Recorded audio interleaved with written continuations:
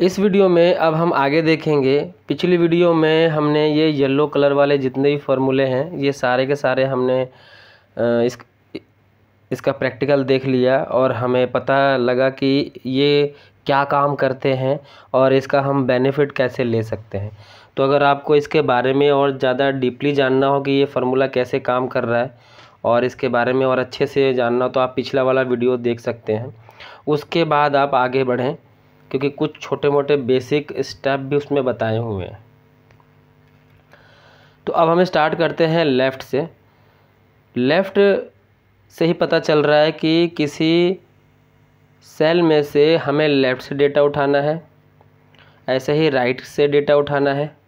तो मैं सबसे पहले लेफ़्ट का फॉर्मूला लगा करके इधर से डेटा उठाऊंगा। कोमा लगा करके मेरे को 4 करैक्टर उठाने हैं इसमें से लेफ़्ट से। अब ये दिखाई दे रहा है 3, 4 मैंने 4 उठाए हैं बट वो दिखाई दे रहा है 3। इसलिए दिखाई दे रहा है क्योंकि डॉट के बाद ना स्पेस है, वो स्पेस को भी एज अ करैक्टर ले रहा है, इसीलिए वो उठा रहा है। ठीक है, तो इस तरीके से आप कंट्रोल डी जब करेंगे तो ये सब पे एप्लीकेबल हो जाएगा सेलेक्ट करने के बाद।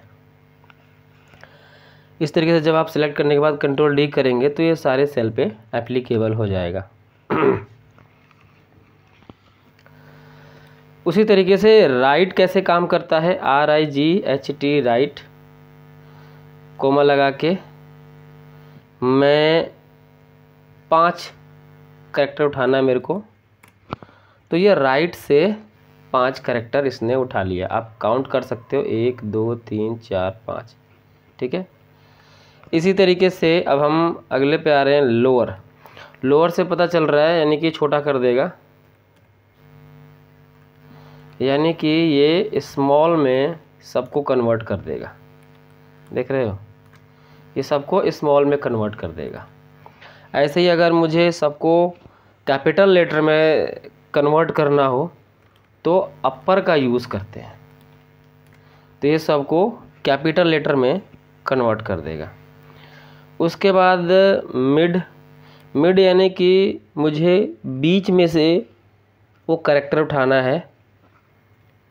तो हम कैसे करेंगे, इसमें से 6 नंबर से लेके आगे का डेटा उठाना है। तो 6 प्रेस करूँगा, उसके बाद 6 7 8 यानी कि मुझे आगे 3 करैक्टर उठाने हैं। तो मैं इस तरीके से इसको नंबर दूंगा तो ये उठा के दे देगा। अब इससे क्या पता चल रहा है, 1 2 3 4 5, इसको तो वो इग्नोर कर देगा क्योंकि मैंने 5 तक इग्नोर किया है और 6 और उससे आगे के लिए मैंने अप्लाई किया है 3। तो उसने मुझे यहाँ से आगे के 3 अगर ANG ये मुझे उठा के उसने दे दिया। उसके बाद मैं सब पे अप्लाई करूँगा तो जो डेटा उसके सेल में होगा वो उठा कर मुझे यहाँ पे दे देगा।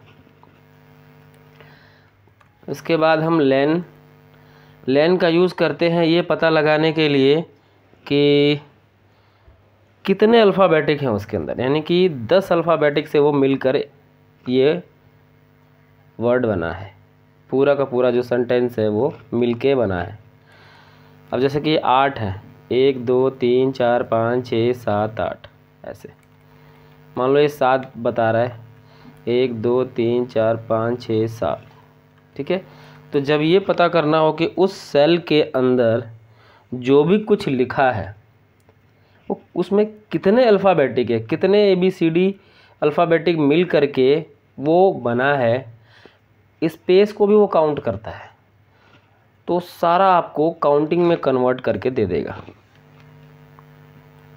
उसके बाद आते हैं हम T यानी कि टैक्स, N यानी कि नंबर। एक्सेल के अंदर सबसे छोटा जो फार्मूला होता है वो T और N होता है। अगर कहीं पर आप इंटरव्यू देने के लिए जाते हो और आपसे पूछा जाता है तो आप ये बता सकते हो, कह सकते हो कि एक्सेल के अंदर जो सबसे छोटा फॉर्मूला होता है वो टी और एन होता है। अब इसका यूज़ कैसे करते हैं? टी यानी कि टैक्स। जिस सेल को मैं सेलेक्ट करूँगा अगर उसमें से मेरे को रिज़ल्ट मिल जाता है यानी कि टी टैक्स अगर आ जाता है, दैट मीन्स उस सेल के अंदर टैक्स है। सेम वही अगर मुझे इसमें से नंबर निकालना हो तो मैं फॉर्मूला लगाऊंगा तो कुछ नहीं निकला, यानी कि उस सेल के अंदर नंबर नहीं है, ये टैक्स है। ये पता लगाने के लिए इसका यूज़ करते हैं। अब आते हैं ट्रिम। ट्रिम के लिए मैंने सिर्फ ये एक ही सेल का यूज़ किया हुआ है। मैं 2-3 और भी ट्रिम के लिए यहाँ पर अल्फ़ाबेट स्पेस का यूज़ कर लेता हूँ ताकि देखने में पता चल जाएगा, समझ में भी आएगा। ये 3 सेल है, इस पर मैं अप्लाई करूँगा ट्रिम का। ट्रिम यानी कि साफ़ सफाई करनी है।